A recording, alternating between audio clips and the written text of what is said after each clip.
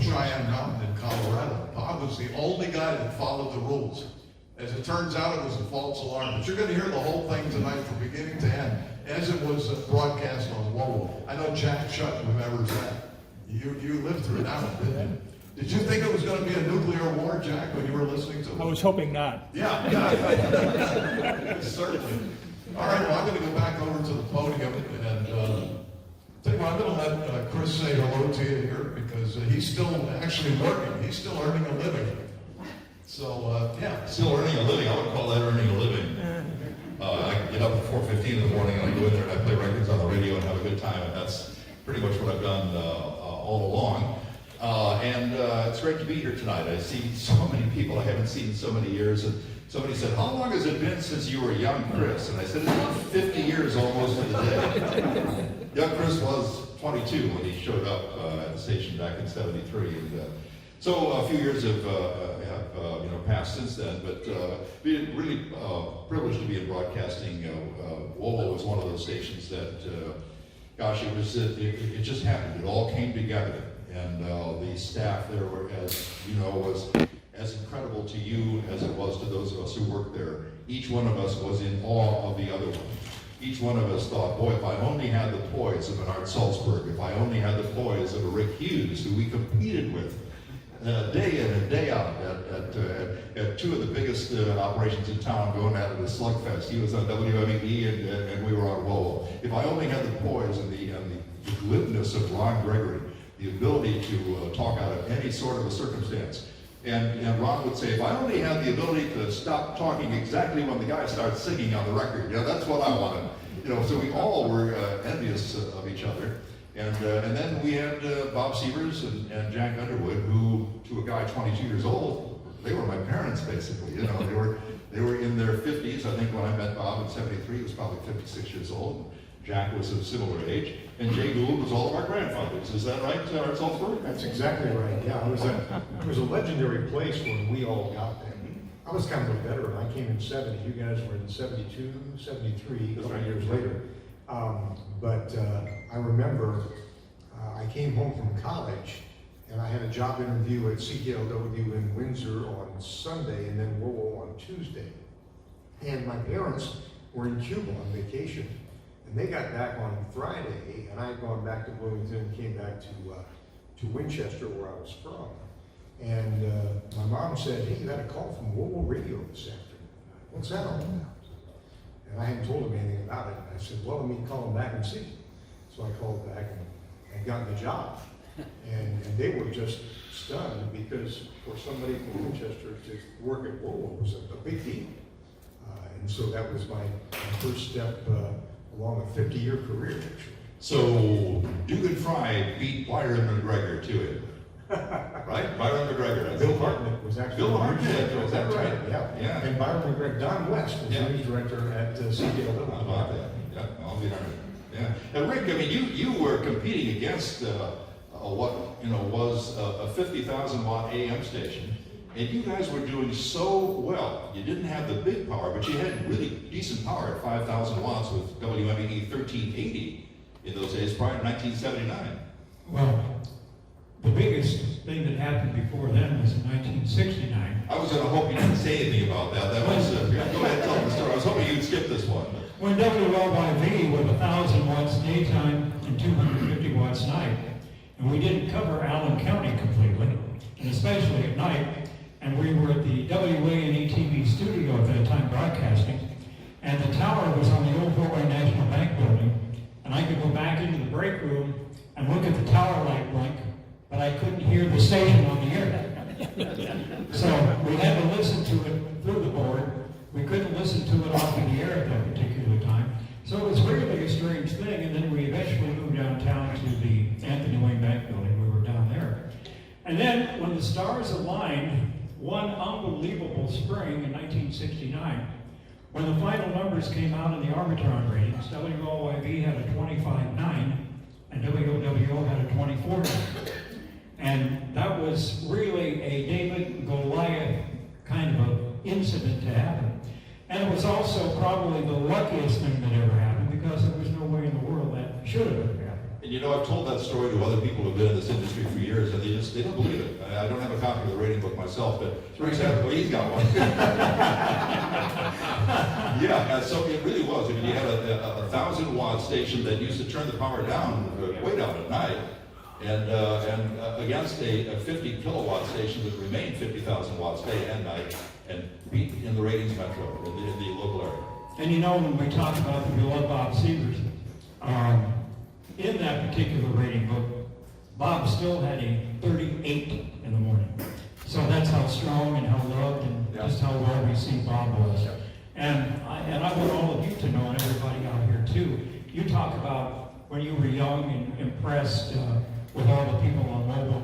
I was always impressed. I was a guy that was an outsider, but believe you me, I had all the respect in the world for everybody that worked at WOWO, and I was a wannabe because I kept thinking, man, how wonderful it would be to have the opportunity to be on that radio station. So it was a love of the business, obviously, that got me into it, but it was also a love and respect for each and every one of you guys, and I do mean that from the bottom of my heart, that made me want to get into radio. And I remember the days listening to Bob Sievers count down the top 50 every Saturday morning. And Bob Chase had an afternoon show where he counted down the top 3 every afternoon. 3, 2, 1. And I forget who the sponsor was. And that's probably not a good thing for people that advertise on the radio, you know. But nonetheless, I can still remember to this day Bob Chase saying, and number 1 again tonight is Jimmy Rogers and Honeycomb. And that was one of the first 45 RPM records I've had. So anyhow, sorry I took up all this time, but the reminiscing is wonderful, and the opportunity and the privilege of being here with you fine people, and also you guys who I consider to be among the best broadcasters ever. Thank you so much for the invitation. It was always great competing with you. It was just a great time to be in radio in this particular community. Radio, as you know, was different back in those days. Well, I know there's a lot more entertaining stuff than what I have for you here. And Ron, do you have a mic over there? Yes, I do. I have my style. All right. Go ahead. You know what? We all struggled while we were employees there to try not to feed Ron Gregory straight lines. It was an impossible thing. Whatever you'd say to him, you know, he had something else. You'd swear you were talking to Jack Benny sometimes. You know. Hey, Art, who are those beautiful women with you behind you there, Art? Who are those gorgeous girls that you're seeing? You always were surrounded by beautiful women wherever we went. Tell you what, I don't recall. That's. I'll bet you don't. Look at the look on his face. He doesn't want that picture to get out. That's a lot of souvenirs here. I've got thousands and thousands of these archives at home. And I'll just run through a couple for you. Oh, before we do that, I wanted to, you guys get comfortable over there. WOWO actually first signed on the air in March 31st, 1925. 500 watts and 1320 kilocycles. The year before, musicians had gathered in the home of Harold Blosser on South Wayne Avenue for an experimental radio broadcast, which included an opera singer from Bluffton, the Allen County treasurer, and some fiddling players. So they had all that going for them. The station was owned by Fred Zieg, owner of Maine Auto Supply in downtown Fort Wayne. And he was looking for a way to promote, you may know this story, looking for a way to promote his Dayfan radios. And he was pleased to receive hundreds of calls during the experiment. So WOWO was born at that point. And that was a long time ago. We talked about Bob Sievers, and we'll get to that in a minute here. General Electric, Westinghouse, American Telephone and Telegraph, and the Radio Corporation of America, RCA, actually organized the National Broadcasting Company to provide national programming from NBC. And that was picked up, of course, eventually by WOWO. The first coast-to-coast broadcast followed on New Year's Day, 1927.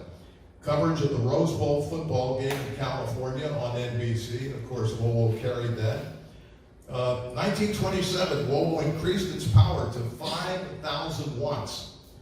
November 18, 1927, WOWO became the pioneer station of the CBS network, along with 15 other stations. And in 1928, Zieg bought another station which became WGL. Now, who's in the audience tonight that never worked in commercial radio? Who can tell me what WGL stands for? Anybody know that? What God Jack, loves. you know it, right? With God's love. What God loves, that's right. And how about WOWO? Who knows that one? Everybody knows that one. No? Wayne offers wonderful opportunity. Exactly. Wayne offers wonderful opportunity. And they did for me and Chris, I know, when we got here from out of town.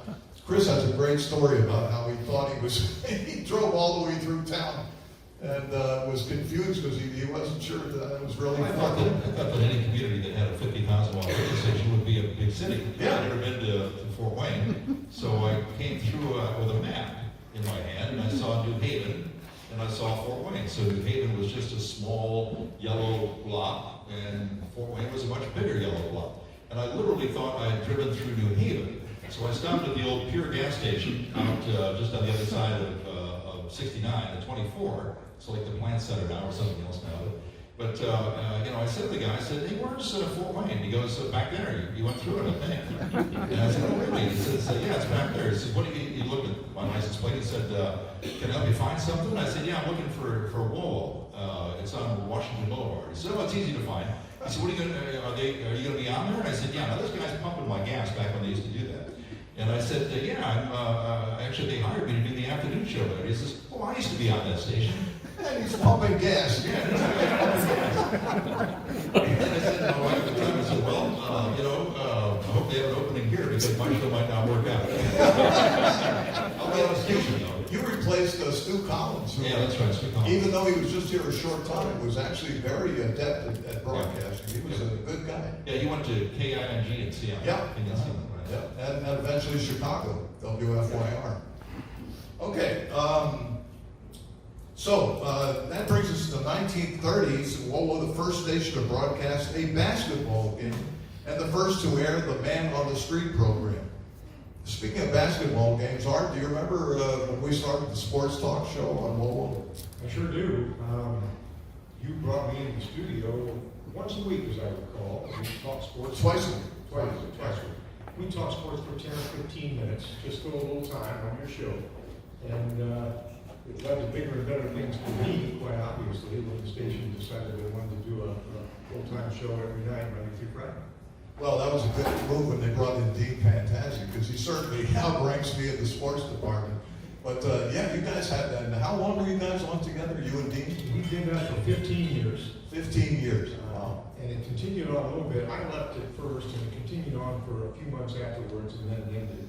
Okay. But it was a lot of fun. It was a highlight of my career, certainly. Sure. And had a lot of interesting guests and a lot of interesting callers. Yeah, we did it. Now, Mr. Bob Sieverts, there's no way we could do this presentation without praising probably the most respected and admired and loved broadcaster I've ever known. Bob spent his entire career at WOWO, starting in December 4th, 1932. A freshman at Southside High School, starting salary $5 a week at WOWO. $5 a week. I think mine was 15, wasn't yours? Something like that, yeah. Through all 4 years of high school, he worked on the station, signed the station on the air each morning from the Gospel Temple after completing his Journal-Gazette newspaper route. Bob says he remembers one studio where they did a lot of announcing and they had wooden doors that closed. He said the rats chewed holes under the studio doors where they could run in and out of the studio. I could add a few program directors to that list too, but don't mention any names. Tommy Longsworth, of course, the great salesman and musician, hired as a staff musician in 1936. And Tommy had just retired when I got there in '73. He was quite the guy. WOWO's great pipe organ from the old WOWO studio is now at the Gospel Temple. WOWO actually sold their pipe organ to the Gospel Temple. Did you know about that, Chris? I did, yeah, there's one company that actually works on those things, just a handful in the United States, but the closest one here is the Lima, Ohio Pipe Organ Company, and they still come over and maintain these things. I knew I invited you here for some reason. I couldn't remember. I bring a wealth of uses in there. Me too. 1931, WOWO hired the first newscaster in the city. That was H.W. Flannery. We don't remember him, but he was first in 1931. The Hoosier Hop started in 1932 on Mutual, NBC, and the Blue Network and ABC. 1936, Westinghouse acquired the ownership of WOWO Radio. That was 1936 in August. 1941, they moved from 1160 to 1190 on the AM dial. 1941, FCC authorizes 10,000 watts. Wow. Not to realize what was coming. And some people might remember that transmitter, if you go back far enough, the move to the 50 kilowatts would have been 54 up to Roanoke. But prior to that, it was at what we used to call the old Fort Myers. Anybody remember the old Fort Myers? The apartment complex that's there right now. That was the old 10 kilowatt WOWO transmitter. There was a big fountain out front, and people who've been around a long time might remember that fountain. That was the cooling fountain to cool the water jacketed tubes back in the day. The engineers tell us that 10,000 watt non-directional signal got out every bit as well from a distance standpoint as the 50,000 watts. But that's what the engineers back in the day used to say. Okay, great. 1953, Bob Chase began common hockey. 1954, the power was raised to 50,000 watts, as Chris just mentioned. And let's see, Group W came in 1963. 1977, they moved from the Gaskins building to the Central building. That we'll never forget. In fact, all of these souvenirs I brought tonight, I collected out of the dumpster they were throwing away when we moved. Choo-Choo Charlie Franklin and I went into the dumpster, resurrected a lot of these memorabilia items that are on the table here tonight, including the shower radio. You guys ever seen a shower radio? It's designed to play in the shower. It worked one time. Yeah. Yeah, this is it right here. Yeah, there it is. Shower radio. We gave these things away. I don't know how many people used it one time. Right. Never the end of it. Yeah, that's a good point. What the problem was, it was a shower radio, but it wasn't waterproof. And it said on the instructions, don't get this thing wet. One other interesting point, the reason we moved from the Gaskins building to the Central building in 77, 78 was because the air conditioning quit in the Gaskins building on the third floor. We had the whole third floor of that building. And the air conditioning quit, and I think it was the summer of 76. Do you remember that? Temperature in the studio was like 104. There were no windows. Yeah, it was red hot. Yeah. No windows in the newsroom. And it was just one of those things where we thought, well, let's get this fixed as quickly as possible. Literally, records weren't in the studio. So we would keep them in another room and then bring them in one at a time if we needed them. But they wound up putting a big air conditioner on top of the roof of the Gaskins building, and the air conditioning system, this particular box was so big, they lowered it down with a crane, and it was so big, our general manager at the time, Warren Maurer, was walking through the hallway and brushed his hair on this little beam that used to be, he used to be able to clear it. He was about 6'2", 6'3". He used to be able to clear this beam, and then he could not. So he looked at his shoes to see what he was wearing, and he realized that this air conditioner was actually collapsing the building. And so we, at that point, knew we had to get out of there. They made arrangements to go into the Central building. They redesigned the Central building, the entire fourth floor for us. And we were there for a couple of years, and the roof did collapse on us in there. So there was a roof collapse everywhere we wanted to go. Fell right on Dave Boomer's desk. That's right. Yep, and the joke was the company figured out how to, everybody, lower the overhead. Yeah, you're on that. Yeah. Very good, very good.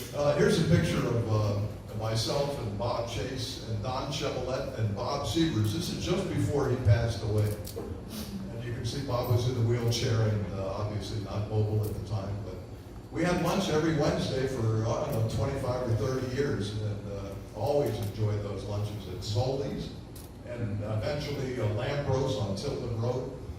And anybody that would have us, actually. So let's see what I've got next here. There's Bob and myself. By the way, there's Bob's wife, Harriet, in the background. If you've never seen Bob's wife, that's Harriet Sievers in the background with the green shirt. We had a contest. Who was the call sign W9FJ18 now? Yeah, that's right. 50 Who jump has that? letters. Anybody here have that call sign? Jim Cox. Oh, is that right? He's FF. Okay. Well, Jim is FFT, I believe, right? I don't think FJT has been. FJT, I guess not, no, that's right. FJT? I'm sorry, misunderstood. Yeah, no, Jim Cox is FFT. FFT. Close enough. So, do you remember the contest, Bob's mustache? We had to draw a picture of Bob Zimmer's mustache. Yep. There's the entry form, obviously sponsored by Pepsi, which means Ron Latham and Dick Miller had a lot to do with that. And here's the picture. You had to fill in the mustache and hand it in. And then you could win a prize. Draw Bob's mustache. To me, one of the dancers from the Rathskeller drew a mustache on that picture. And that might be true. Of course, we were surrounded by gentlemen's clubs in those days. That's right. Everywhere, yeah. There's a Rathskeller around the corner, and the Gibson girl across the street. I don't remember her name right now. Oh, that's it. Marilyn Mace. Marilyn I Mace. think she drew a mustache out there, and that really embarrassed Bob because we took it up there and it had an autograph on it. It said, Bob, thanks for stopping by, Marilyn Mace. See, that's the one we should have on this table. I've got a picture coming up that you'll enjoy. As directly relates to what you just said. So Chris, tell me about Calvin Richards. Calvin Richards was probably one of the best self-promoting people I've ever met in my life, and that's very valuable in this business of broadcasting. Calvin did the all-night show, and I always thought, before I worked here, I worked 200, 300 miles away at other stations, and I was always listening to Calvin because he did the all-night show. And I always thought, what an interesting guy. He just was a fun guy. Art, he was your roommate for years. He was a very close friend of mine, yes. Yeah. And so, when I got there, he used to nickname himself Calvin Baby Richards, and he wore a shirt sometimes that said, Calvin Richards is my hero. He was a great self-promoter and a good jock, and he knew show business, he knew entertainment, and he knew how to get laughs with the WOWO Francis, our basketball team, always a valuable guy. And ultimately, I think wound up with WJR in Detroit, didn't he? He went to WJR in Detroit for a while, and then he left there, and we lost track of him completely. A couple of years ago, Bill Fall, who used to be a promotions manager at WOWO back in the 70s, got together with Ron and myself and Lou Chris for a while, and he decided to try to find Calvin. Found out that he apparently passed away many years ago. I've never known for sure what happened in that situation, but Calvin was a terrific guy. He had a phone booth in his apartment. Yeah. That's true. He actually had a phone booth in his apartment. I seem to remember you guys carrying it up the steps. Calvin and I used to throw an occasional party. I was going to mention that too. In the city of Fort Wayne. And all told, we probably had 5 or 6 of these. And they got bigger every time. And the last one was on the landing at what used to be Columbia Street West. And 500 people showed up. And half of them were cops. Made me a little nervous toward the end. But Calvin was always the promoter. Promoted the fact that we would have a ride home for anybody who had too much to. JJR bands. Yep. That's right. Yeah. They took it very seriously. Come have a good time, but don't cause trouble when it's over. How many people saw the movie The Godfather? Everybody? You recognize Al Martino there? Johnny Fontaine from The Godfather with Bob Chase. Oh, yeah. Remember that? You went into The Godfather and said, Godfather, they won't let me out of my contract. I want to make a movie. Why don't you grow up, act like a man? And he slapped Marlon Brando, slaps him around. Look how little Al Martino is there. Of course, Bob Chase was like a waters too. One other interesting thing, and I'm not sure if you ever heard this story, not if Don Shep will ever hear tonight, he could tell the story, but about that time, in fact, it might have been that very day or the next day, Al Martino was in town for a couple of WOWO record hops that they were doing at the lake. And Bob had a boat on Lake Wawasee at the time, and one of the record hops, we used to call them beach ball record hops, they had Al Martino up there at that record hop, and Al decided it'd be fun with Bob and Don to go out and have a couple of beers on the lake after the record hop. It's dark outside, and so they're cruising along less than 10 miles an hour, sipping down a few beers, and Al decides, boy, it's hot in here, I'm going to go swimming. He jumps in, they can't find him. And it's midnight or 1 o'clock in the morning, and Bob Chase looks at Don Chevrolet and says, my God, we've just drowned Al Martino.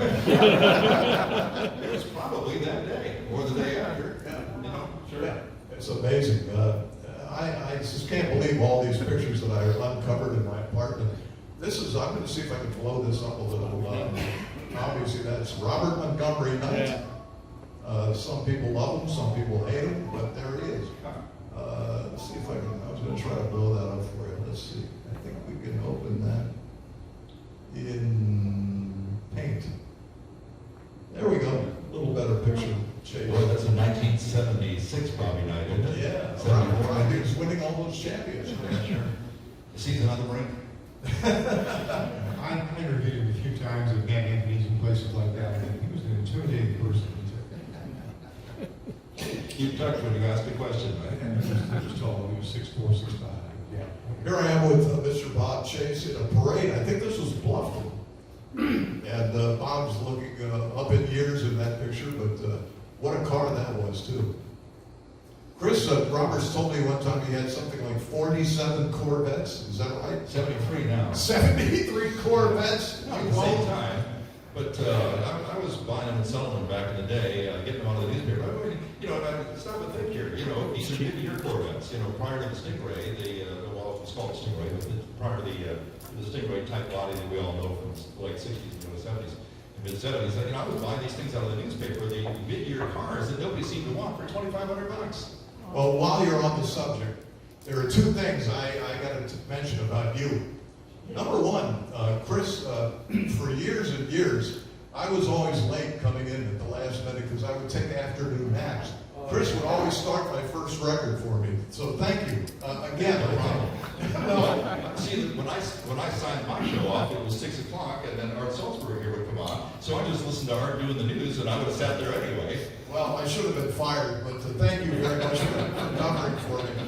And the thing I wanted to mention about Chris dragged me into so many things, you won't believe it. He, you know, I told him one time that I always wanted to own a Jaguar XKE. I have a picture of it in there somewhere. And Chris actually hooked me up with the guy that had one. There were only two in Fort Wayne. Art Templar had one, the owner of WXKE Radio, and I had the other one. So for about 9 years, I was driving that Jaguar around, thanks to Chris. Well, you were kind of driving it around. I remember a couple of times you abandoned it on the Dan Ryan and And the other thing was, then I said, you know, I know you go up to the lake all the time. Boy, wouldn't it be great to have a boat? He said, yeah, you need a boat. So I went out and bought a boat. So I had a 25-foot cabin cruiser and a Jaguar, all thanks to this guy right here. Yeah, you were often mistaken for Hugh Hefner.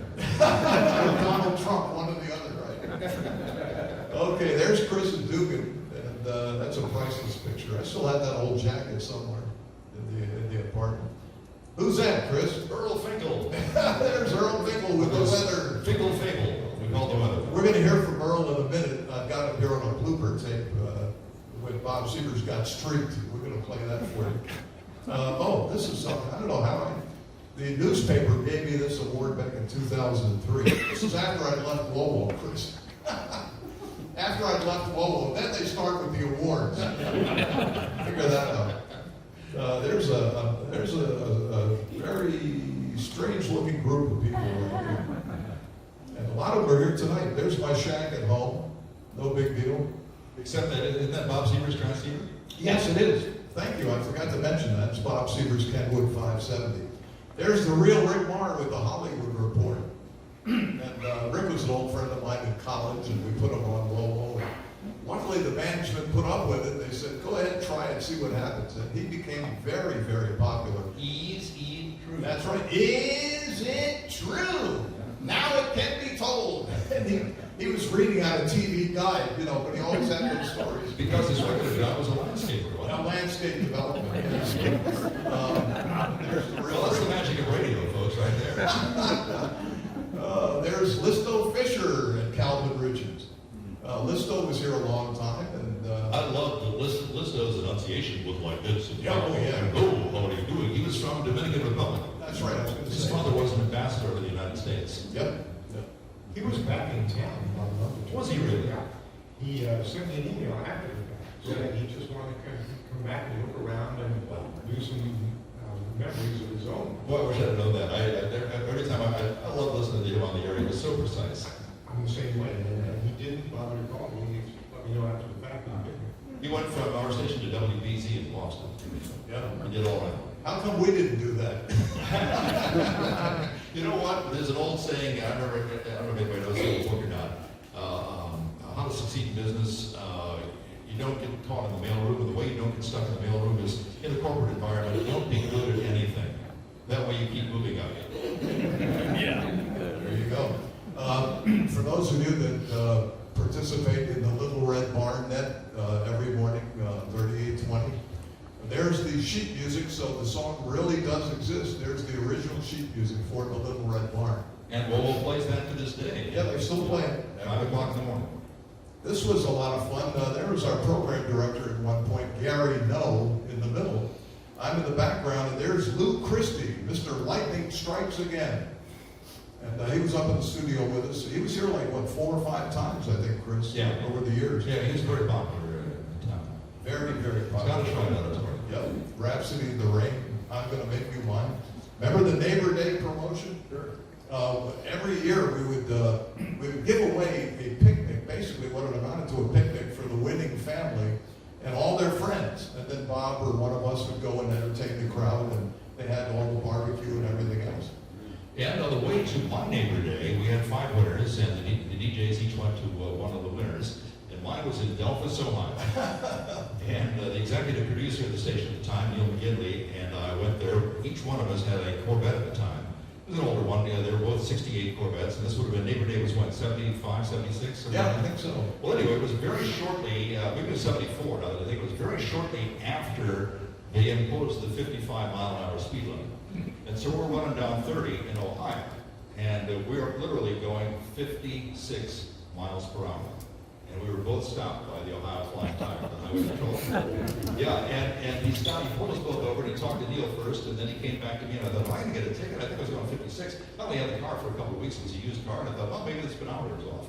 And he said, I just wanted to give you a warning, the speed limit, you know, is 55. And I said, oh, how fast was I going? He said, well, I clocked you at 56. And I said, am I going to get a ticket? He said, no, it's just a warning this time. And, you know, I thought that was kind of petty, but he was practicing. Let's see, there's Boots Randolph. I ran it. By the way, this was taken at Chuck Surak's wedding, the owner of Sweetwater Sound. And he had Boots Randolph providing the music. Nice. Not bad. Huh? Yeah, that's right. Remember Yakety Sax? Yakety Sax. That was him. Last year, Sweetwater Sound did $1.5 billion in sales. Yeah. Did you know that? $1.5 billion. From what used to be a cornfield 10 years ago. Well, when I first met Chuck Surak, he was in a trailer on Spirone Avenue with one employee, one other employee besides himself. I worked with him when he had a little studio in his home right across from Aldersgate United Methodist Church. Yeah. Right back there. They used to have that big drop off in the back, and his little studio was back there. Quite the He success. made some good decisions. Here's a girl that Chris and I both enjoyed working with, Carol Ford. She wasn't here long enough. I wish she had been here for 10 years or so, but she took off for a big market. Where did she go? San Francisco? She went to San Francisco, and then from there to New York. And we talked probably maybe once every 3 or 4 months or so. After New York, she went to work for Sirius XM, and she was on 2 or 3 of those channels. And she says her claim to fame was that she only worked 2 days a week. She worked 6 hours each day. She lives in New Jersey, and she got in her contract a limo ride from New Jersey to Midtown Manhattan to do all the voice tracks for her two channels. Amazing. Well, she was very talented. Oh, very, very incredibly talented. There's Charlton Heston, and he was here at the Coliseum, and I ran into him. Oh, Jack's getting all excited now. Jack, that's your hero, isn't it, Charlton Heston? No? I thought it might be. Okay. Here's a guy we miss, Jack Dold in W9. Chris, this guy loved WOWO so much, he actually chose his hand call sign based on WOWO. Nice. Look at that. Yeah. Great guy. Gonna miss him. Oh, you remember that, Jim Backus, when I went out to give him that award, that trophy of Beethoven with earmuffs on? You know, interestingly enough, neither one of us knew at the time that Jim Backus grew up in Bracknell outside of Cleveland. And the reason that's important is because so did Margaret Hamilton, who played the Wicked Witch. Yeah. And Margaret went to the same college that your father went to, John Carroll. That's right. Yeah. And the Brown Hathaway School. Brown Hathaway, that's right. So he played, Backus actually played in the band there, and I remember music when he played, but I sent you a picture of it a while back. Yeah, yeah. 1920s. He was a great guy, and of course the voice of Mr. Magoo and Thurston Howell on Gilligan's Island. And Chris mentions Margaret Hamilton, who came to my house when I was about 8 years old. She was a friend of my father. He grew up in Cleveland. And the Wicked Witch of the West from The Wizard of Oz knocked on our front door. And I answered the door, and it was raining, it was storming, lightning and thunder. I opened the door, and there's the Wicked Witch of the West standing on my doorstep. Is your father home? My little pretty. Oh, I turned around and ran up to my bedroom and slammed the door and locked it. True story. There's my antenna on the St. Joe River. So I might be getting a little reflection off of that. It probably doesn't hurt the signal any. There's my parent. That's me playing my first drum set when I was 3 years old. And my parents in the background there. That was a nice Christmas present, a drum set, as cheap as it was. Now here's my current drum set. This is what I'm playing these days. And I've been working all over Fort Wayne for years, but I don't play anymore, but for many years I did. I dragged Chris to a jazz concert once because I wanted him to see Buddy Rich in person, which he did. And I know you were watching that left hand, right? Yeah, that's what you said. You said you gotta watch Buddy Rich's left hand. And I said I can't. It's like it's moving so fast. It looks like it's standing still. Yeah. That was the old Elmhurst High School Jazz Festival. That's right. Very nice. That's right. Pete Fountain, you remember him from the Lawrence Welk Show? Sure. Pete was a good friend. I spent hours with him in New Orleans just talking after the nightclub closed down at night. And whatever. This was when I was in the Washington Redskins band. That's me at age 13 at RFK Stadium in Washington with the Redskins, who had to change their name just like the Cleveland Indians, Chris. It sure did.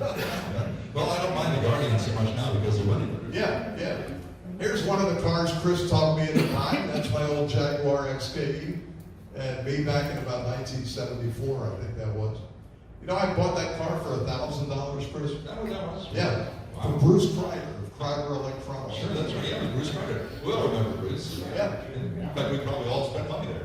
And the great thing about this car is it had a built-in shortwave radio in the dashboard because it was made in Coventry, England. So I'm driving around this Spiron Avenue and Clinton Street listening to Radio Moscow, and people are thinking, how do you do that? Where did you get that? Well, it was standard equipment. You know, it came with the Jag. So there's my shack at home. What's that mic on the right there? Is that an old electrical? That's a prop. But What is it looks good though, doesn't it? Yeah, sure does. And there's Bob Seaver's Kenwood in the middle. Kenwood Tracy. There's Sam DeVincent. We haven't mentioned Sam yet today, but he was Nancy Lee at the Hilltoppers and really provided all the live music on the Little Red Barn Show for years and years and years. Did a great job. And Sam kept that music library, Chris. I think you were the only other guy that had a key to it, weren't you? Well, he trusted me in there because he actually saw me put something back once. And, I'd taken out some records and I actually put them back in the number that he wanted. And so he said, oh, you have a respect for this thing, because that's all he ever did. I mean, in later years, that was his music library. He arranged everything, and 25,000 or 45 RPM records in there, and a whole bunch of albums. So, yeah, and I was doing a lot of oldie shows in those days on the station, so I needed a key to it. We sure miss him, that's for sure. Yeah. And there's a guy, you talk about, the people that we respected. One of the reasons we respected so many of these people who were there when we got there is because, you talk to Sam, and Sam would nonchalantly mention to you, he said, I used to work with the Three Stooges. Yeah, right. Yeah. Al Jolson. Yeah, that's right. This guy was show business. Yeah. And grew up in Chicago and traveled and did shows and was on the old NBC Blue Network with the Hoosier Hot Shots and a lot of the other guys that were on the National Bar Dance. And a great accordion player too. Yeah, He also had that incredible sheet music collection, which I believe is in the Smithsonian. Yes, Yep. absolutely. They sent 3 tractor-trailer rigs to take his sheet music collection to the Smithsonian, and it is known today as the DeVincent Collection. Wow. There's an old promotional picture from the sports I think that's the Vacation and Boat Show. And there's Jack Underwood, myself, Ken Moore, haven't mentioned Ken yet. Yep. Bob Sievers, Chris Roberts, and of course Calvin Richards. So there you go. There's Calvin in his hockey uniform, Chris. We were raising money for Penny Pitch, and raised a lot of money for Penny Pitch over the years. But that was something Jay Gould started at one point. But it's always a lot of fun to go to the Coliseum, so we got all dressed up for that. Oh, some ratings.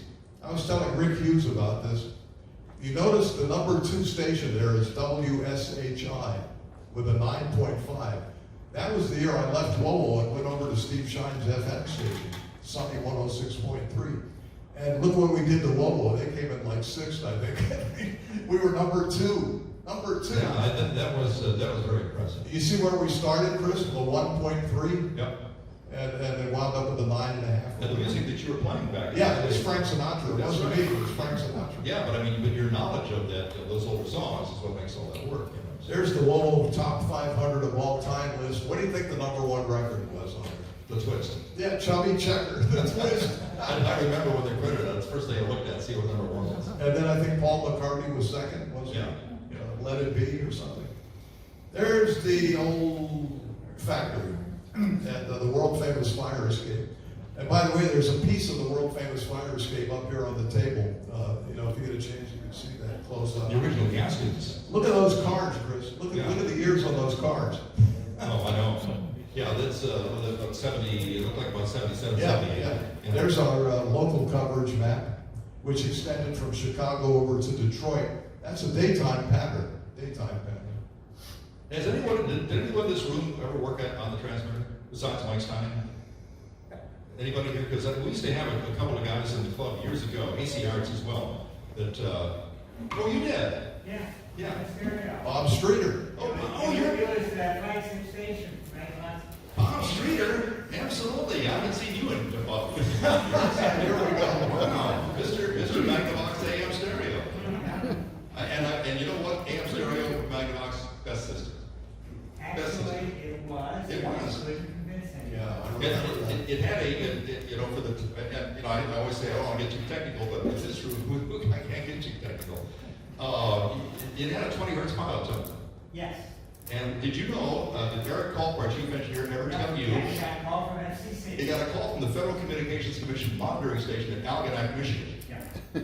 And they said, I've got just to give you a little advisory, there's something wrong with your signal. It's got a 20 hertz warble to it of some sort. And then Eric said, well, we're running Magnavox AM stereo. Oh, well, that explains it. Yeah. Yeah. So we were going to send the fine to you, but there wasn't any.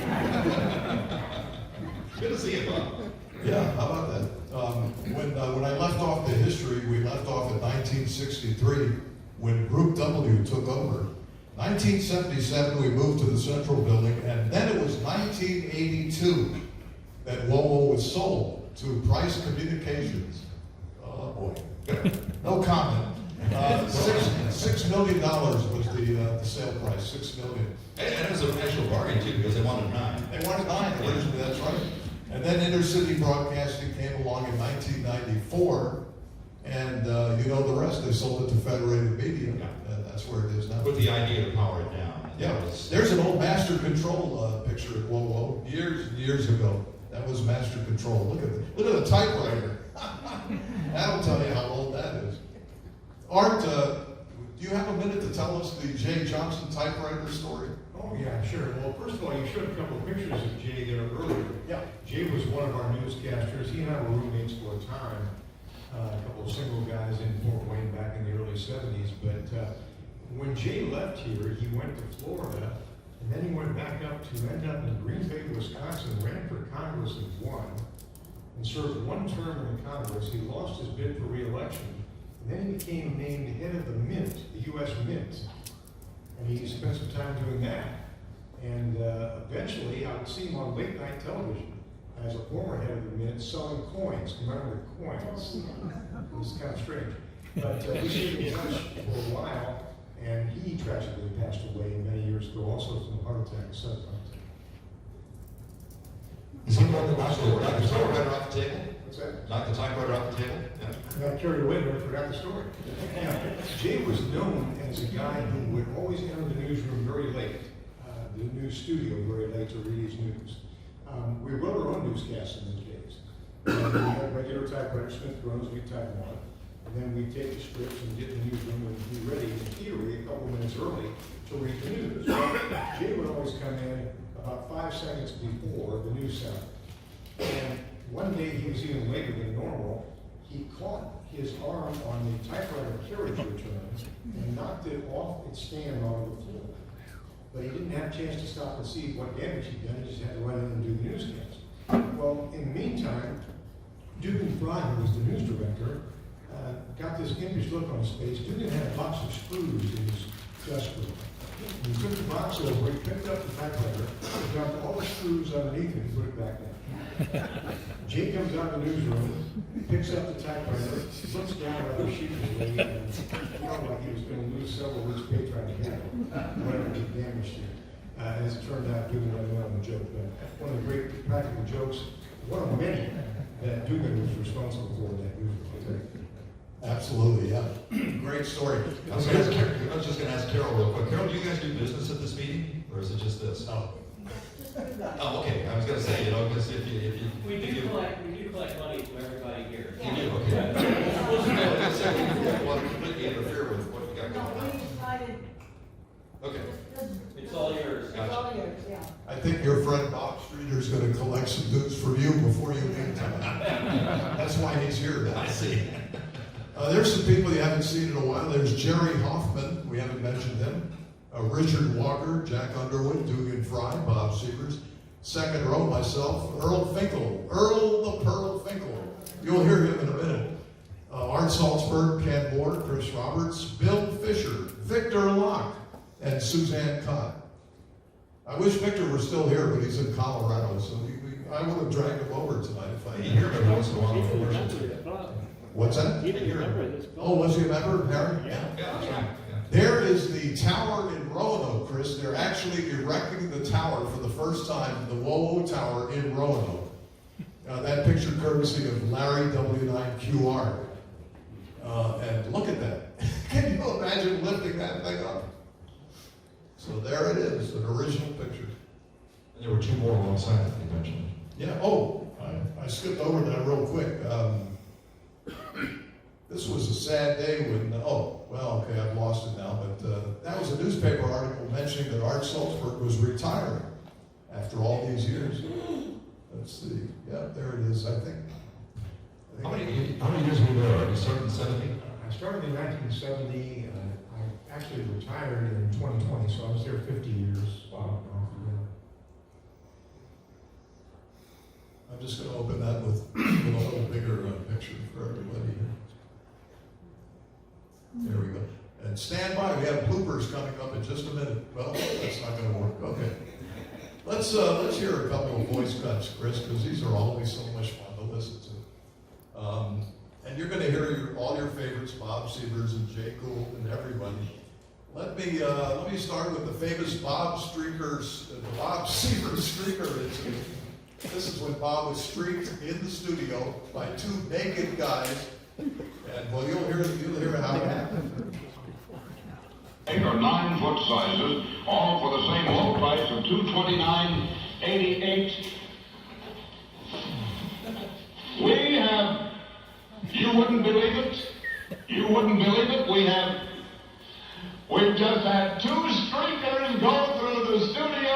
They are now running down the hall. I've seen them on the television camera. They can't, how do I get in? I was so excited I didn't notice. There's one of the great punchlines of all time. Now the next day I saw Bob in the hallway.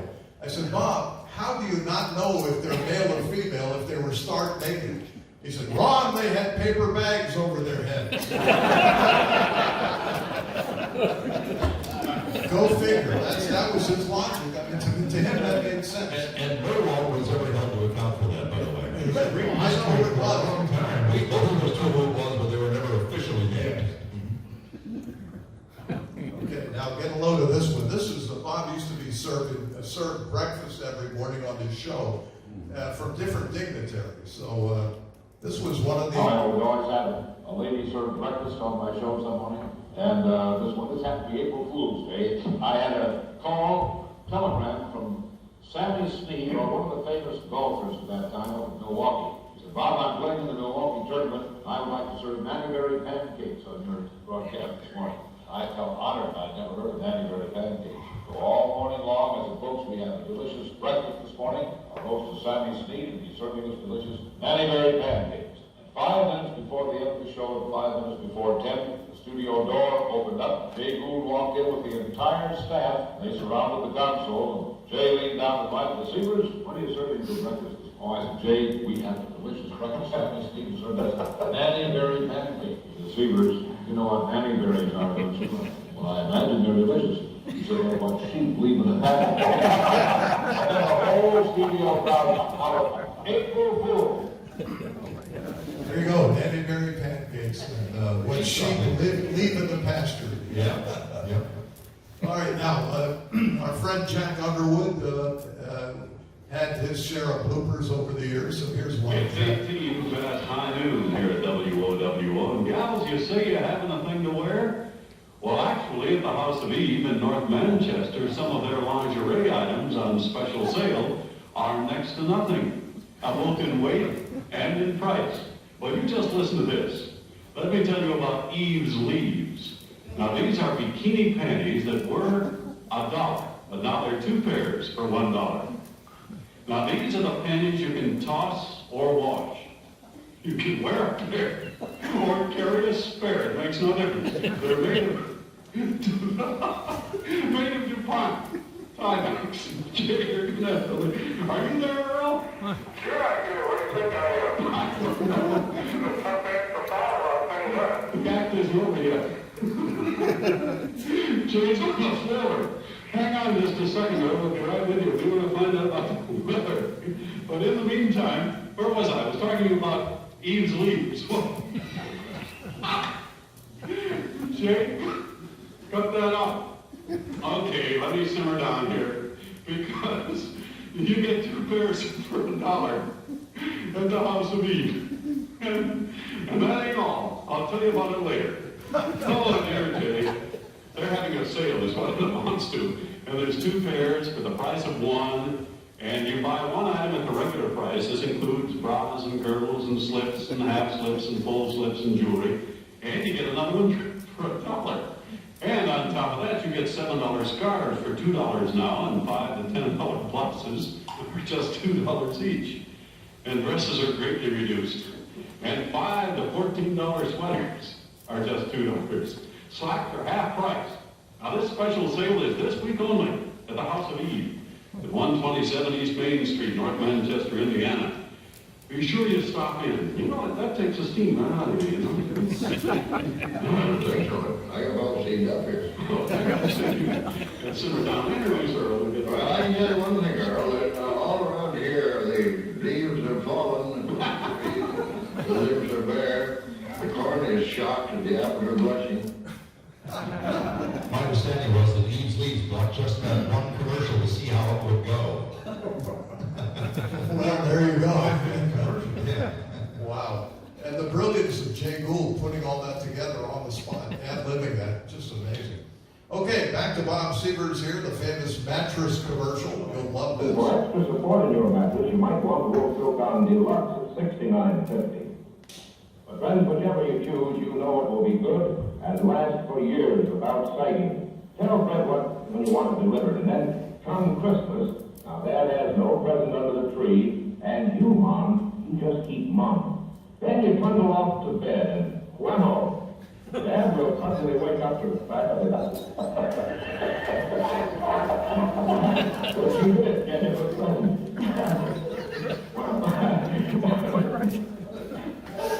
oh, this right off, I tell you. Well, anyway, folks, Dad will fall asleep so quickly that he won't even thank you for the present until next morning. But it is a wonderful gift. So, folks, be sure.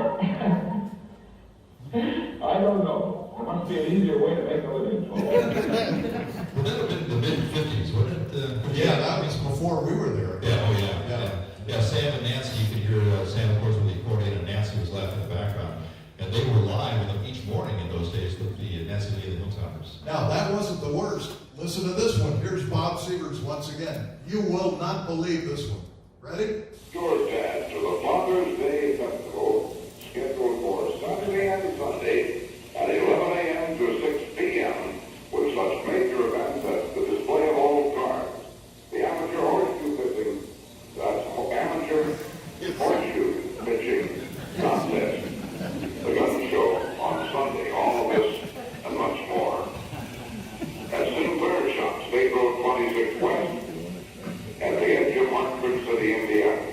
Okay, one more time. You gotta pay attention to this one. Yeah. 6 p.m. with such major events as the display of old cars, the amateur horseshoe pitching, amateur horseshoe pitching contest, the gun show on Sunday, all of this Yeah, I and made a much mistake of more. repeating. I think what's interesting about that is there was a line. There was a line, and we all knew what that line was. And that was an accidental pronunciation. And he thought, this is over the line. I'm not even going to call attention to it. I'm not going to laugh. I'm going to roll right out through it the rest of the way. And you know, because of that respect that we had for the radio station and for the audience that was listening, he thought that one is over the line. You can definitely hear him thinking about it. Yes. Yes. Oh, yeah. Okay, now here's one that I wasn't sure I was going to play, but what the heck, we're all friends.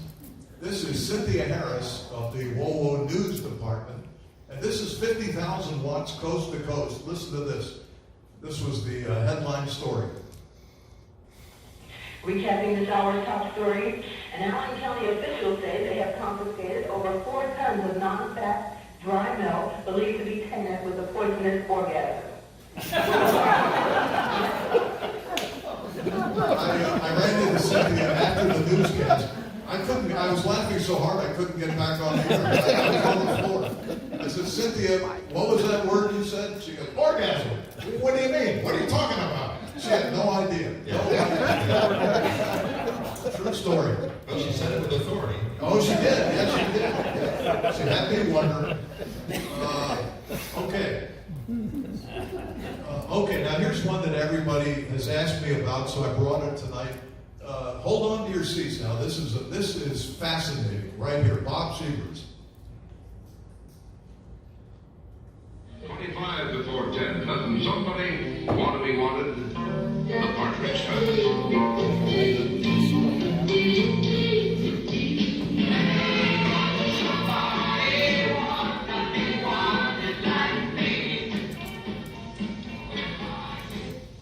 This station has interrupted its regular program at the request of the United States government to participate in the emergency broadcast system serving the Fort Wayne area.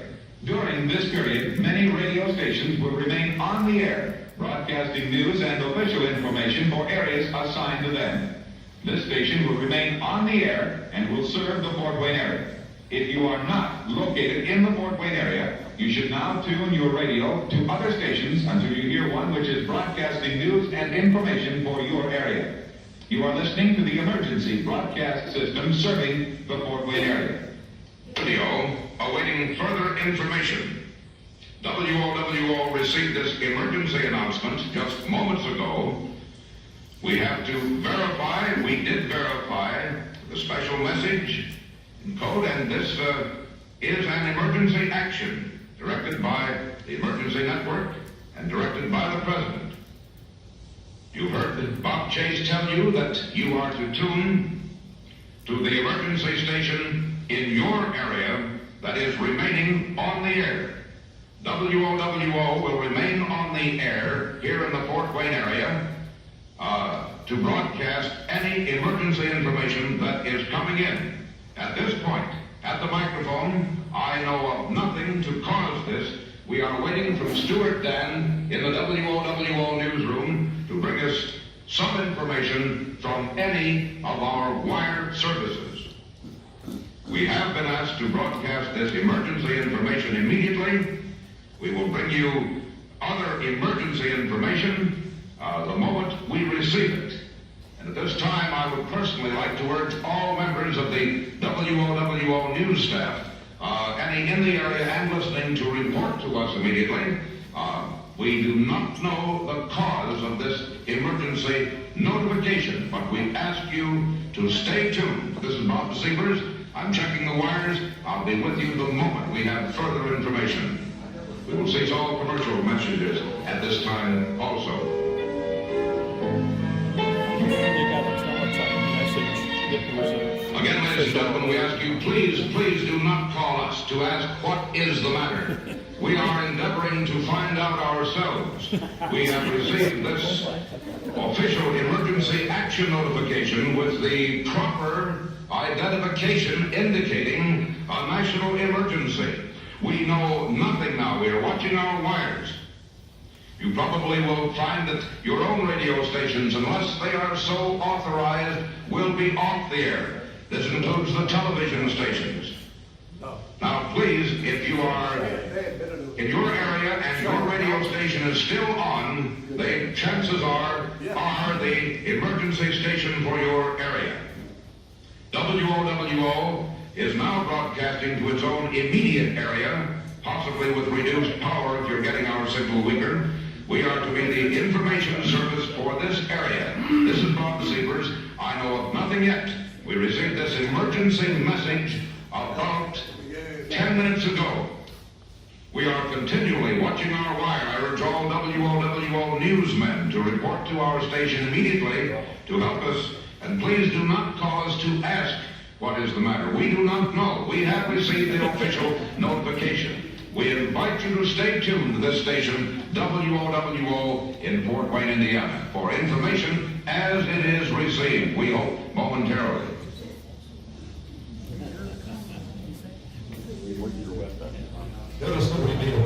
Now, this information is just in. This information is just in from the AP wire. Attention news directors and all bureaus regarding the emergency broadcast message which was sent by the Air Force on this wire about 9:30 this morning, Eastern Standard Time, and I am quoting direct, being completely honest. It says AT&T advises the AP that the Air Force at Cheyenne Mountain in Colorado put the wrong message on tape. Put the wrong taped message. The normal tape explains the message is merely a test. This is the one that we always receive at this time on Saturday morning. It says you will be further advised when additional information is available. And so, if you think this hasn't been something here at the studio, the Air Force evidently been at Cheyenne Mountain in Colorado, put the wrong message tape on the wire. This concludes operations under the emergency broadcast system. All broadcast stations may now resume normal broadcast operations. That's a real. Well, there you go. That is the most memorable voice cut I think that exists of Bob. And I was working in Cleveland at the time at WABQ, WXEN, and it was a Saturday morning, as you heard. And every Saturday morning at 9:33, the Associated Press that we had, the wire system, would have 10 bells. Ding, ding, ding, ding, ding, 10 times. You heard that a million times, Art, back in the day. And so we always knew what it was. It was just a test. And all we would do was just go, tear it off, stick it on the transmitter log the time that it came in, and that was the extent of it. So what happened on this day? And why didn't I take any action? Well, I was a news guy in those days, and the DJ was on the air, and he didn't hear any of the bells, so he didn't do anything. I was in the front office playing cards with the receptionist, Bonnie Brown. And I actually had to explain that to the FCC because they wanted to know why we didn't do anything. And there were a lot of stations that didn't do anything. In fact, I think it Wasn't Bob the only guy in the whole country that did the right procedure? No, he was one of the very few that actually did the right thing. Yeah. Yeah. In those days, and you might remember it, you might remember Colorado, 640, 1240, everybody remember that? They had the little triangles on the... Little CD. That's right, yeah. CD on the dial. Yeah, that system had just gone by the wayside, but we were still turning the transmitters on and off in those days, ostensibly to interrupt a signal that enemy might be honing in on with a rocket. That was the whole idea back in those days. They would launch from wherever and they'll go over the top of the world and down on cities in the United States. And the idea was they would set the telemetry up to pick up 1190 or 1250 or any of those stations that were on the air. The stronger the station, obviously, the further away the rocket could lock onto the signal, and that was one of the reasons that WOWO was probably, literally programmed into some of those missiles back in the Cold War era on the other side. So the idea was you turn the transmitter off for 5 seconds, you turn it back on for 5 seconds, you turn it off for 5 seconds, and then you turn it back on and you read the announcement. We didn't have, the DJs in those days, we didn't have control of the transmitter from downtown in 1971. So we didn't get that till sometime around 77, 78. Except for the pattern change. Yeah, that's right, yeah. So that was the only thing, that was the reason the station didn't go off, is it actually should have. It should have dumped and come back up a few times. But I think Bob was the only guy who reacted that way. And Bob's voice is scary enough, let alone he's got a nuclear attack. Amazing story. I have one more for you before I wrap up the voice cuts and everything, and then we'll throw it open for any questions anybody might have for the guests. I do want to thank Steve Narden and, of course, Al Burke and his wife Carol, the president of our club. Want to thank those folks for helping out, especially Tom Roop, who has always got his finger in all of our events around here. And it just wouldn't be the same without him. The friendship of Jack, W9GT, and Mike Stein is here, our former WOWO engineer. A lot of friendly faces. Larry Timonoff's up there, I see. A lot of friendly faces, and we're certainly just overjoyed that you found time for us tonight. Even Harry Harvey is here. Look at that. All right, one more thing. This is my interview with Bob Sievers when he was nominated for the Hall of Fame. Bob Sievers, Bob Sievers, good morning.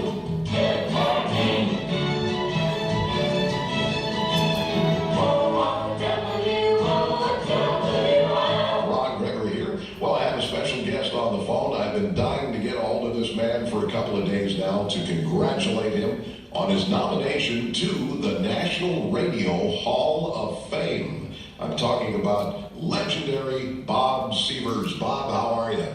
Well, I'm all right. I'm not in voice, but you and I have a lot in common this morning. Well, I don't know what's wrong with you, but I'm sure I've got a long way to go. I know that. But with you, it's a cold, and with me, I think it's old age. Oh, is that what it is? The last couple of weeks. For someone who's been around as long as you have, since you brought up the subject of age, I think you're just in fantastic shape, Bob. We have lunch every Wednesday, and you're still as sharp as a tack in my book. What did you say? I said you're still as sharp as a tack in my book. I see that didn't escape certain members of the audience. I didn't know what to say. I was dumbfounded. Bob, you're as sharp as a tack. What? He's feeding you the same line that if I said that to you, that's what you'd say back to me. That's why it surprised you. Exactly. Yeah. Caught me off guard. I think you're just in fantastic shape, Bob. We have lunch every Wednesday, and you're still as sharp as a tack in my book. What did you say? I said you're still as sharp as a tack in my book. I have been on the station about 7 years. I first signed it on from the Gospel Temple after my morning paper route, and then I would go to Southside High School to school, and that was, I think, December 4th, 1932, that first signed WOWO on the air. Wow. So you were on the air at WOWO for 50 years, and then another 20 years of them using your voice. Oh, yeah, doing voiceovers and things. But 50 years doing the morning show at WOWO. I was there 24 years, and I don't even hold a candle to you. I thought I was there a long time. 24 years is a long time. Well, I guess so, but I'm still having fun. As you know, Bob, it's tough to walk away from this business. Oh, sure. It's so much fun for all of us. Oh, that's right. Now, the reason I'm calling is to congratulate you on your nomination for the National Radio Hall of Fame. This is the big broadcast museum in Chicago. Well, I want to thank you for the congratulations, Ron. By the you seen the list of the other nominees? Well, I'm surprised, Art Bell, I don't think I stand a chance at, it's kind of comical putting me against Art Bell with him, a national figure, so, Well, see, now that's the difference, though. Art Bell is nominated for national network or syndicated radio. oh, I see. See, and you're nominated in the local category, so I don't think you have to worry too much about him. Also, Dr. Laura Schlesinger and Bob Kingsley, along with Marion McPartland, who's on PBS.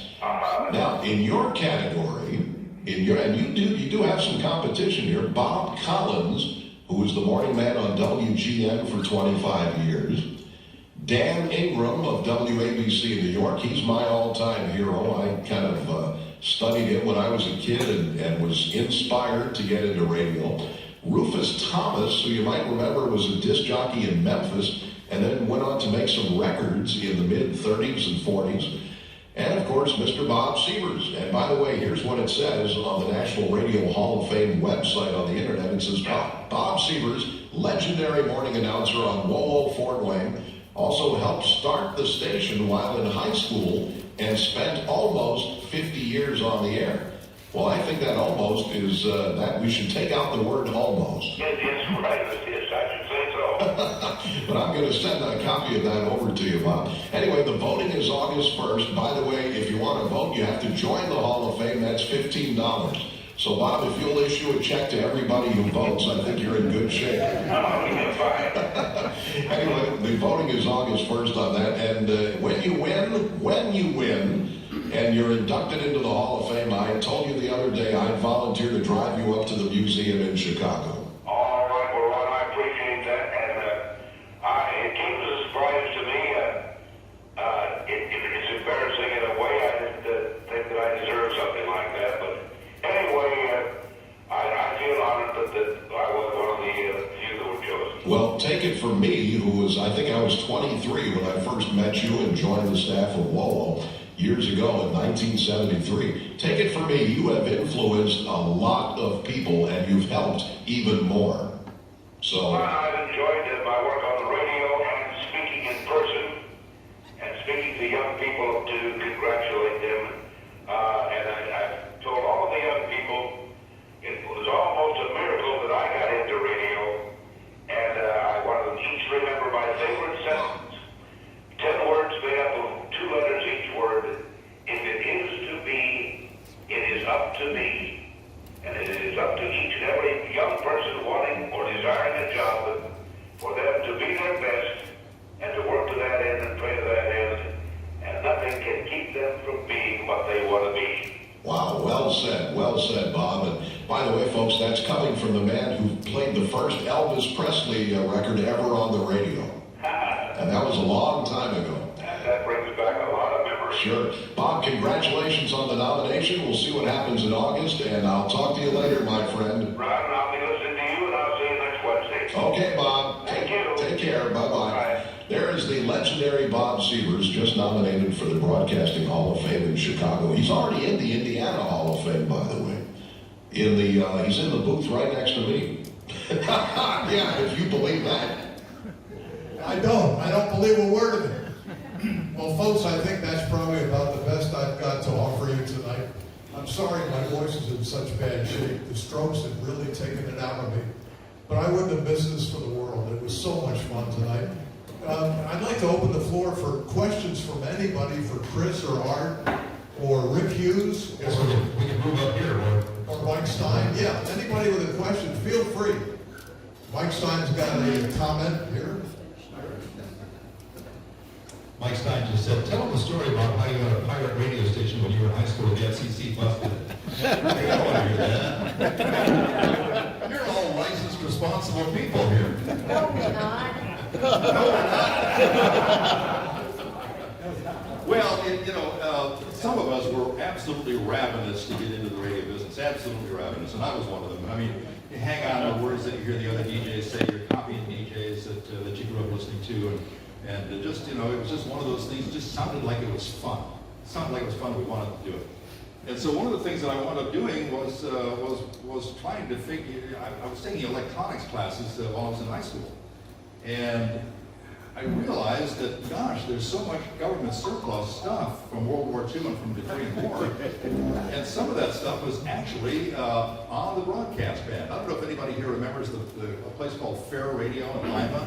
Yeah, there we go. Jefftronics in Cleveland was a Fair Radio in Cleveland. And so I went down to Jefftronics one day, and for 50 cents, I bought a brand new ARC-5 Army Command transmitter. And guess what? They had a high AM split and a low AM split. The one that started like 400 kilohertz, it went up to about 800, and then it went 800 to 1650 or 1700. And I said to the guy, I said, he said, this will actually broadcast on the air. He goes, yeah, well, he says, it's kind of drifty because it's a VFO, but he said, I can get you a crystal for it if you want to use that. And he said, all you have to do is build a power supply for it. And you know, more than anything else, I just took it home and I thought, you know, I'll give it a shot, but I wasn't actually going to put it on the air. Well, you know, I hit all the right combinations, had a power supply, and had two 1625s, remember those? 1625s would be like, I think they were like the 12-volt version of the 807, weren't they? Yeah, okay. Well, anyway, I got the thing fired up, and you know, did what any other engineer would do, pulled an arc off with my finger, you know, and I thought, this has got, I calculated the, you know, the power, and it was putting out about 200 watts, somewhere in that range. And so I thought, well, I can either use a long wire or I can use the antenna mast. And so I went out and I got a pop bottle, a big 2-quart pop bottle, set that down on top of a table as a base insulator, put the pipe on top of that. Pipe is about 45 feet. Went back to Jefftronics the next day and got a bunch of inductors, crank inductors, and a few big caps and things like that. Put myself a low bridge network together and fired it up. And sure enough, I could light a fluorescent tube out of the bathroom. I could walk around 10, 20 feet away from that thing, and it was lighting the tube. I thought, well, I'm on the air. And so I called a friend of mine in Shaker Heights, way across town, this is Cleveland, way across town. And I said, tune into 910. What do you hear? He goes, I have to 9. I said, okay, so you get the signal. So, you know, I wound up just, you know, putting a cap across the crystal and warped it down. And it would stay pretty much. Every once in a while, you'd start hearing maybe a 20 hertz heavy-dye come through there or whatever. But yeah, we went on the air July 2nd. I had a lot of friends that were in high school, and they said, that'd be fun, let's do it. So we were playing, you know, we were playing all the hits, and Jack, do you remember, did they have what we used to call the click lines? Did they have those here? The what? We used to call them the click lines. We were wondering, you know, how can we take requests from listeners? Because word spread like wildfire through high schools that we were on the air because there were no commercials. Yeah. And so the click lines were, I still remember the number, 524-9883. You would dial that number in Cleveland, in my exchange, and anyone who dialed 9884 would be connected to that 9883 number. But it would click about every 5 to 10 seconds or so. There was a click. It would like disconnect and reconnect, disconnect and reconnect. Well, we thought if we dialed the 9883 number, no one could ever trace us. Little did we know. And then we'll give out the 9884 number, and people can call in with requests. And so that's what happened. So we went on the air July 2nd, and on September 22nd, I had gotten a parking ticket. We were only on the air on the weekends. I got a parking ticket, and I'm walking out the front door to pay the parking ticket, drop in the mailbox. And I see this station wagon going really slow down my street. And it's really slow. And I thought, maybe another kid who wants to build a station or wanted to know where it was. Well, it backed up and it came into my driveway, and so I exited and went right back into the house again. And doorbell rang, dog started barking, and I went to the door, 3 guys standing there. The guy introduces himself. He says, hi, I'm Raleigh Cortet. I'm the chief engineer at WGAR. And I'm Windsor Atwater. I'm the assistant chief engineer at WGAR. Third guy steps up and says, and I'm Edward Adams from the Federal Communications Commission. And Ed Adams goes on to say, are you running an illegal broadcast station here? And I said, yeah. Sure are. He says, may I see it? And I said, sure. So I took the dog, put the dog away. My parents are in the other room watching television, by the way. And so we went to the garage where the transmitter was operating, and a kid builds a transmitter. What do you see? You see, all kinds of, caps that are, taped up, like looks like dynamite, And Adam says, turn this off before somebody gets hurt. It looked dangerous, looked like electric chair. So I shut it off, and I went in, and the guy who was on the air at the time, his name was Jerry Rayner, he had his back to the door where the studio was in one of the bedrooms we were using. So the four of us parade right past my parents. You know, here's a guy with a briefcase and two other older guys walking by. You know, and so my dad figures, uh-oh, the jig is up, we're busted. And, so I went into the studio, and just at that time, the guy who was on the air, he realized that he was no longer on the air because he couldn't hear himself in the headphones. Well, he turns around and he goes, almost stands at attention, you know, because he sees all these people standing there, and the record's going. You know, and it was an interesting day. So what did they do? Well, they explained to my parents that it could be a $10,000 fine for every day they could prove you were on the air. And they knew at least 2 or 3 weekends. And or a year in jail. And that wouldn't have been me. That would have been their old dad. You know? So anyway, the instruction was, don't do it again. People say, do you take your transmitter? Do you take the station apart? No. You said, don't do it again. And Windsor Atwater and Raleigh Quartet would have been nicer. They said, you know, our recommendation is, and we heard you on the air, I mean, we're just kids. You got a ways to go, but, you know, my recommendation is get yourself a tape recorder and put it in the tape recorder. And right away, you know, the DJ and I look at each other and figure, well, the girls can't hear us if we do that. So, but we didn't say that. So the entourage left, and that was the end of the pirate station. Mike Stein, you wanted me to tell that story, right? Yep. Yeah, normally, see, that would be covered under Fifth Amendment rules. You know, What was your call sign? Oh, KCN. 910, yeah, we knew we had to rhyme it. 910 KCN. There you go. That's what it was. Yep. Mike Stein asked me to mention Bill Fisher, who was a WOWO news guy. Yeah. Bill would come on every night and he'd say, WOWO news time is 10:04. It's 10:05 in Ohio and Michigan. I can't tell you how many times he did that. We had a flip clock. Remember that? Yeah, we had those little flip clocks, you know, and that's what it would do. He would time his news to stop for the commercial, and he'd look at the clock up here and he'd say 10:04, and then he knew that Ohio was a different time, Ohio and Michigan. So he'd say, well, news time is 10:04. And then he'd look at the other clock, which was set an hour ahead, and he'd say, it's 11:05 in Ohio and Michigan. Yeah. We couldn't figure out where that was coming from. But one of the things that you did that I know was funny is the program directors were always telling us, don't make fun of the news people. Don't make fun of the news especially. It has to have that credibility. And so they said, just don't have a conversation with these people. Well, they'll say, I'm so-and-so, WOWO News, and that's your cue to get out. I know where this is going. Yeah. I know the time. I know. He's one of the more creative guys in the group there. So what he did is he would go in and look to see what Bill Fisher was going to say. He'd look at the script as it was typed. And Bill Fisher, the first thing in the script was, they call it the B-1 bomber. That was the first thing that Bill was going to say, and Ron knew that. So Ron looked at the script, and he came back out again, got behind the console at the station, played the news boom, 50,000 watts at 1190, WOWO, Group WSUS Broadcasting, boom, and then before Bill could say anything, he said, hey, Bill, what's that on your time? And Bill, of course, went right to the script, because that's what he was told to do. He goes, they call it the B-1 bomber. He had a way around everything. I think there was another memo the next day. Yeah, that's right. A follow-up memo somewhere. And I'm sure you figured out a way around that one, too. I want to hear from Rick Hughes once more while he's here tonight. Got to take advantage of all these guys. So, Rick, what else have you got first? Well, I really don't know. I'm so impressed with hearing all the stories that you guys have told and the great presentation that you put on here. Let's give him a big round of applause.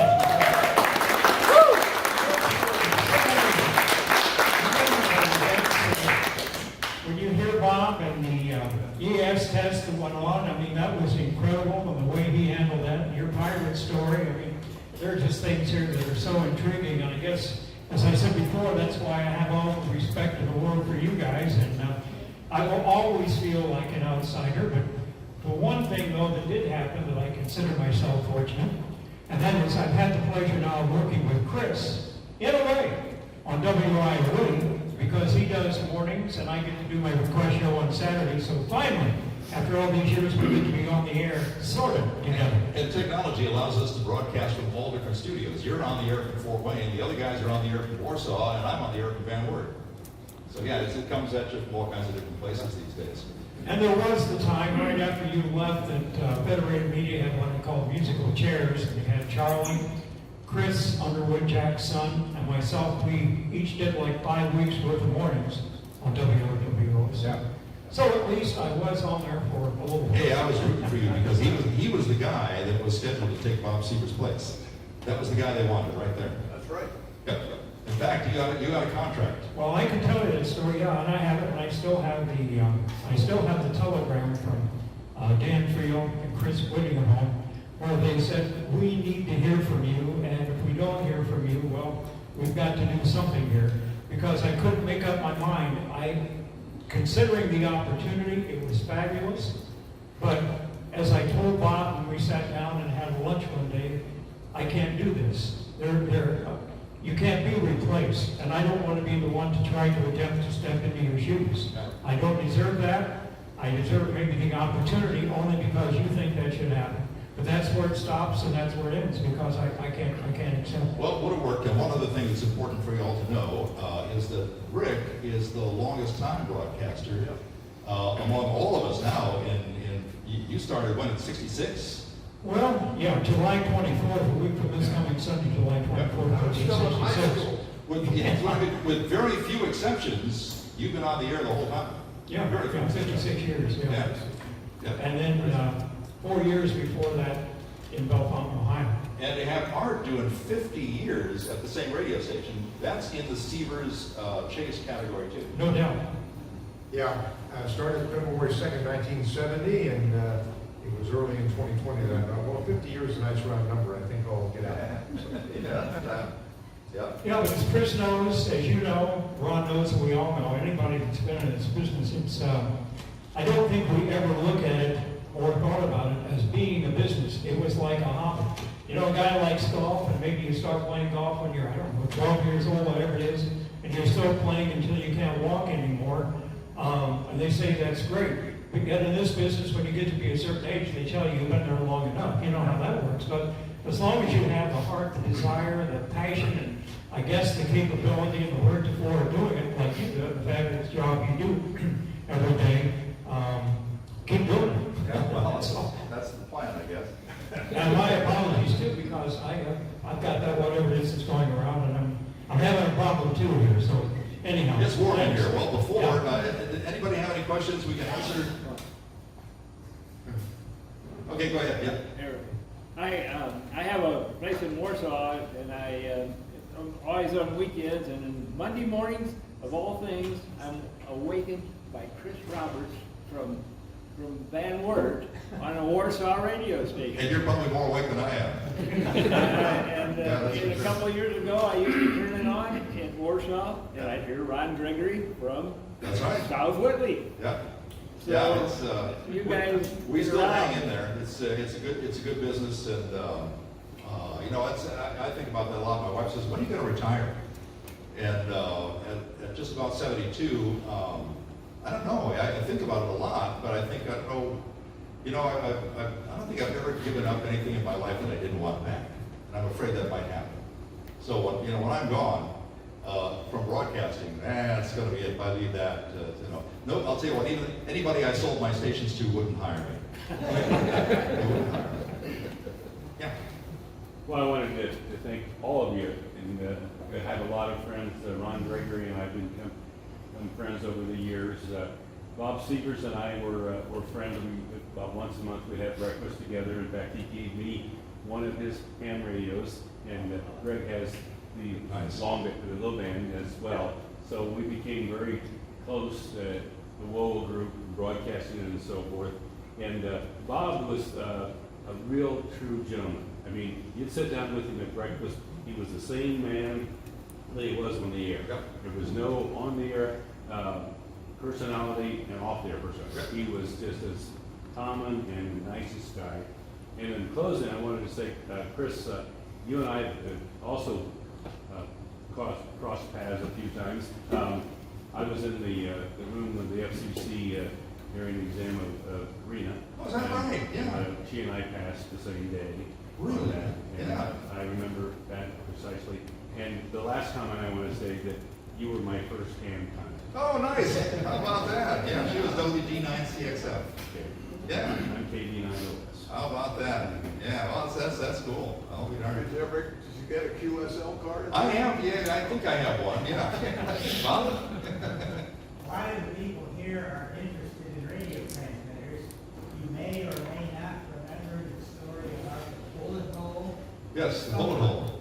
And these folks might like to know the story behind bullet hole and the fact that the window isn't there. Well, that's the reason the window's not there for you. Back in the day, if you remember a long time ago, back in the 60s, well, from 54 until probably, I'm going to think that bullet hole was probably about 68, 69, somewhere around there. As a matter of fact, W9RJN, what was his name? Anybody remember? He worked out at the transmitter. Steve, that's right, Steve. Steve worked, I think Steve was working there at the transmitter when this happened. The building out there in Roanoke had glass block windows and some windows that were not glass block, just regular windows. And some news story got on the air that upset somebody, and a name got on the air that they didn't think should have gotten on the air, and somebody driving by took a shot at the station, put a slug in the transmitter actually, and he hit it about dead center high. And that bullet hole is still there. I don't know if the slug is still in there or not. Is it there? The transmitter comes up without any hesitation. Yeah, that's right. It didn't affect The it. hole is still there. Yep. Yeah, they polished all around it. I mean, it looks like Westinghouse made it that way. Yeah. Well, that caused them right away. Most of the transmitter engineers said, I'm not hanging around here until you put a solid wall in there. That's why they're all solid walls now. And for a long time, they didn't even want to put the call letters out there anymore because they just thought, well, nobody knows what it is, so much the better. I'm still getting over the fact that Bob Sievers made $5 a week. I can't stop thinking about that. I'm having a nightmare. Well, I don't think I'm telling stories out of school here. Maybe I am. Jack Benny. Yeah. Now cut that out. But when the station was sold, the Westinghouse Broadcasting Company wanted to make sure that Bob stayed because a lot of the $9 million asking price, and we all knew it, was Bob Sievers' ratings. Those huge morning shares where you had 7 out of 10 people listening to him. And that was worth a lot of money. A new owner, if you had just anybody else doing the morning show, might say, well, you know, I'm not going to pay $9 million for this, I'll give you 4.5 or whatever.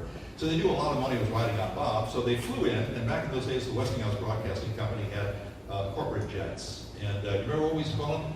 Ego 1 and Ego 2.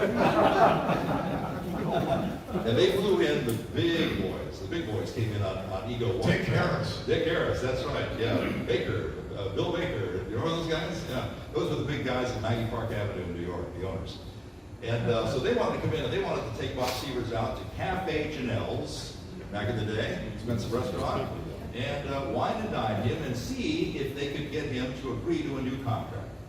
Well, we always used to complain to Bob because nobody was going to pay us more than they were paying Bob Sievers back in those days. You know, they just weren't. I mean, it's just, Bob was where the value was. So if Bob was very happy with his salary all the time. He was, as he pointed out, he was a stand-up average guy. You know, they're not Sherwood Terrace, Noble House. You know, just a famous guy who was happy with his life, happy with his family, happy with his daughters. And no ego. That's right, and no ego. So they would say, well, Bob, you know, you're making $23,000 a year here. What do you think? You know, and we'd say, you know, Bob, ask for a whole lot more money because we'll be able to ask for a little more. You know, but you're holding us all down. And fine, I understand. And so they took him out to dinner and they said, Bob, you know, nobody knows this, but we're going to sell this radio station. We can only have 7 stations, and that was the rule at the time.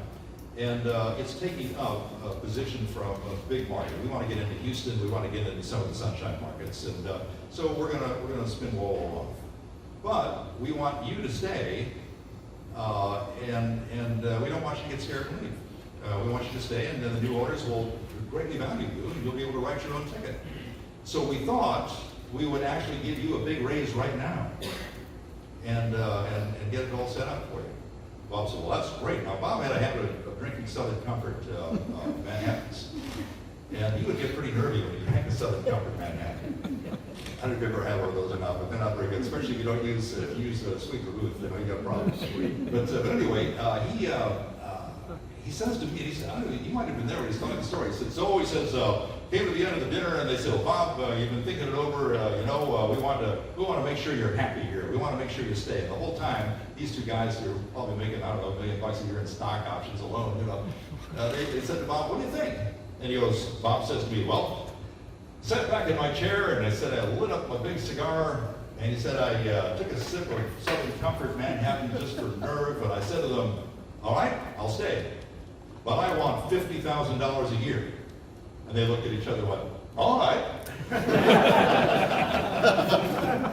didn't have the nerve to say, Bob, you could have got $250,000 without a problem. Without a problem. I didn't say that to him, I don't hurt his feelings, but I thought, well, that might make me go up to 35. I don't know. You know, Chris, that's why Stu Collins left the station. Yeah. Because Bob Sievers was holding him down. Yeah. Sievers always thought it was you and me. I know, yeah. That were against that. But I never objected at all. I never said a word about it. But Stu Collins actually got up and resigned. Yeah. And that allowed me to get in there, because I wouldn't have got in there without Stu leaving. That's right, yeah. Right, yeah. Matter of fact, you and I applied at the same time. We applied in the spring of '73. You were at WLPL in Baltimore, and I was at WINW in Canton, Ohio. And they listened to our tapes, and I sent them a week's worth of tapes, and you sent them a week's worth of tapes. Every day we tape and send it in. And I called, we had a PhD as the program director those days, Dr. Roger Skolnick. And I called him up and I said, so Roger, what do you think of the tapes? He goes, you know what? Not bad, but I got a guy, forgive me, I got a guy who's better, so I hired him. That was you. I said, what It helped that I got them all drunk ahead of time. No, I said, you were doing comedy and I wasn't. That's right. Yeah. So they wanted Chris is the most consistent air performer I've ever heard. By far. He never had a bad show. He wouldn't admit that, but he was, every day was right on the money. Well, I was not like that. I was after jokes and humor and imitation. Well, that's what there wasn't a lot of humor. Yeah, if you didn't mind machine gun delivery, that was what I did. You know. Right, yeah. But then when Stu left, later that summer, that opened the door again. So then Roger said, well, I don't need to audition for it. This guy still wants it. And he called me up and said, yeah, I sure do want it. So. And then after you talked me into the Jaguar and the 25-foot cabin cruiser, this guy talks me into a Mazda RX-7. Every time I turn around, these guys are spending my money. I never did figure it out.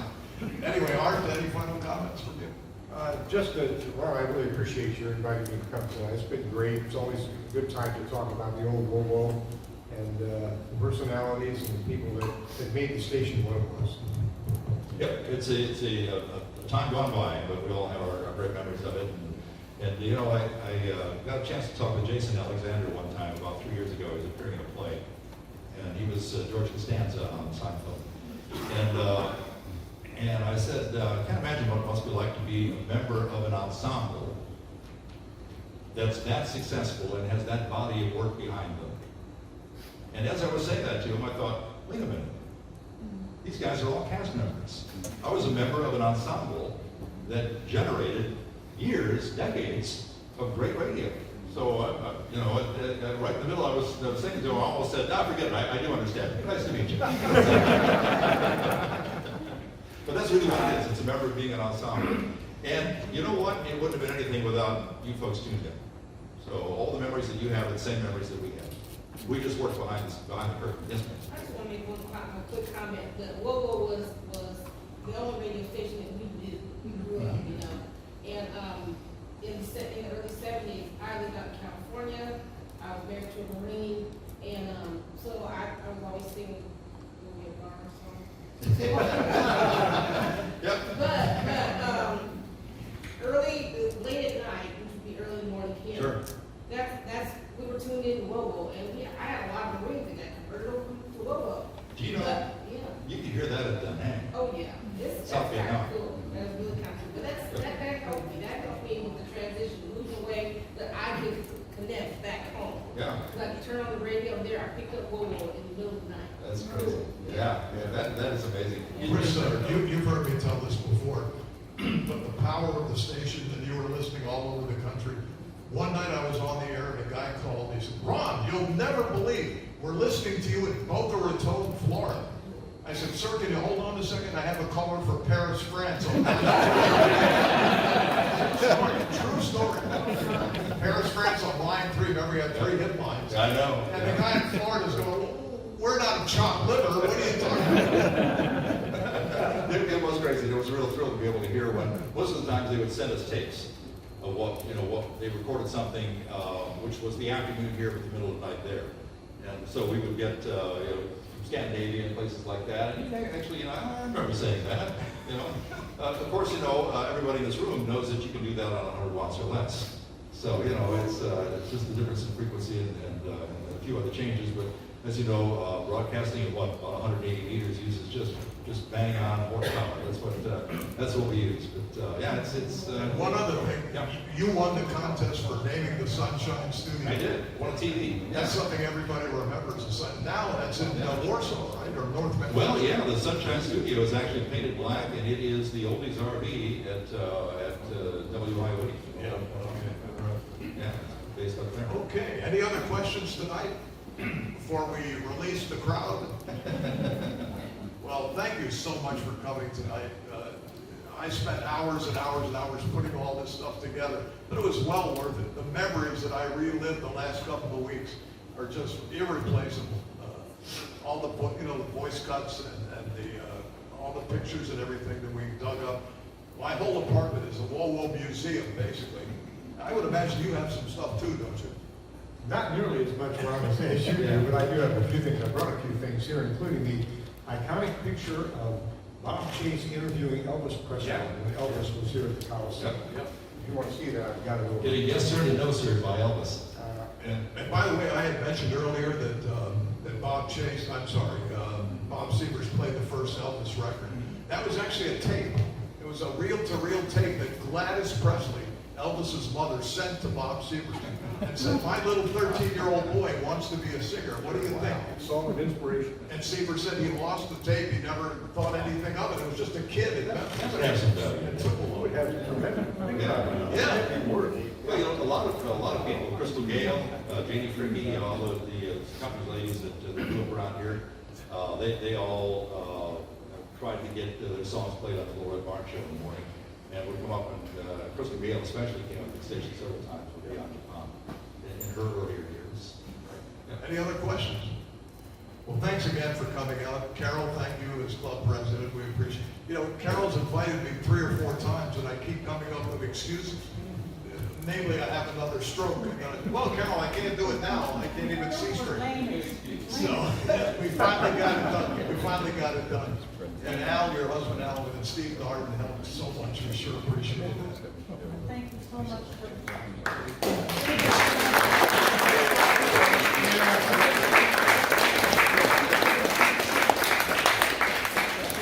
I was thoroughly enjoyed having you all and listening to your stories.